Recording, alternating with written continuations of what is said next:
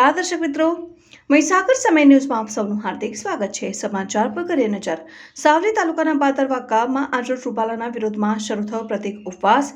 રાજકોટની લોકસભા સીટ ઉપરથી ચૂંટણી લડી રહેલા પુરુષોત્તમ રૂપાલાએ તેના બોલેલા ક્ષત્રિય સમાજની બહેન દીકરીઓ વિશેની અભદ્ર શબ્દોના કારણે દેશભરનો આખો ક્ષત્રિય સમાજ ગામે ગામ ભાજપનો વિરોધ કરી રહ્યો છે। તેવામાં આજરોજ બાતરવા ગામમાં પણ જે રજવાડી સ્ટેટના ગામમાં ગણતરી આવતી હોય અને 80% વસ્તી ક્ષત્રિયોની હોય, અહીં પણ આજરોજ રૂપાલા વિરોધ માટે આજરોજ ગામના ક્ષત્રિય સમાજ કમિટીના આગેવાનો અને ગામના નાગરિકો મળી પ્રતિક ઉપવાસ પર ઉતર્યા।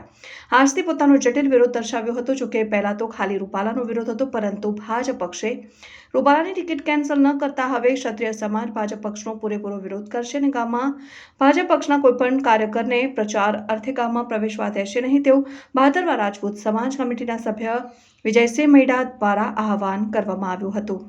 રિપોર્ટર મુકેશસિંહ ભૂમેલા, મહીસાગર સમય ન્યૂઝ, સાવલી, વડોદરા।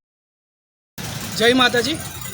આજરોજ સાવલી તાલુકાના ભાદરવા ગામે, અને ભાદરવા ગામ એટલે 80% ભાદરવાની અંદર રાજપૂતો અને ક્ષત્રિયો વસેલા છે।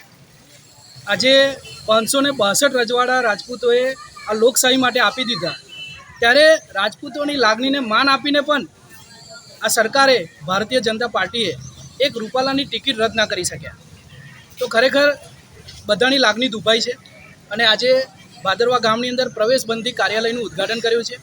આ પ્રવેશબંધી કાર્યાલય એટલે અહીં આગળ અમારા ગામની અંદર 80% રાજપૂતો વસે છે, ત્યારે અહીં આગળ ભારતીય જનતા પાર્ટીના કોઈ ઉમેદવાર, કોઈ કાર્યકરે અહીં આગળ રેલી કાઢવી નહીં, અહીં આગળ કોઈ સભા કરવી નહીં અને પ્રચાર અર્થે આવવું નહીં, એનો સખત અમે વિરોધ કરીએ છીએ કે અહીં આગળ કોઈએ પ્રવેશ કરવો નહીં।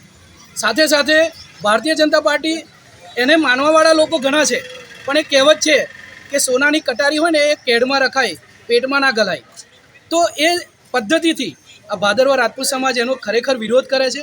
પણ જ્યારે સમાજની વાત આવે, જ્યારે ધર્મની વાત આવે, ત્યારે રાજપૂતો એક છે અને આજે ખાલી ભાદરવા ગામની અંદર નહીં, પણ આજે આખા ગુજરાતની અંદર, આજે આખા દેશની અંદર રાજપૂતો રોડ ઉપર આવી ગયા છે, એનું પ્રદર્શન કરી રહ્યા છે, આજે ધર્મરથ પણ કાઢી રહ્યા છે।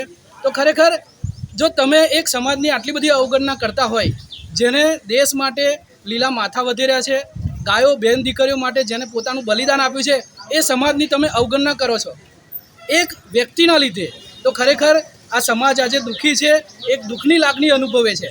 તો આ ભારતીય જનતા પાર્ટીને અમારે એટલું જ કહેવું કે અમારી કોઈ માગણી નથી, અમે ખરેખર રાજપૂતો આપતા રહ્યા છે, કોઈ દિવસ લીધું નથી।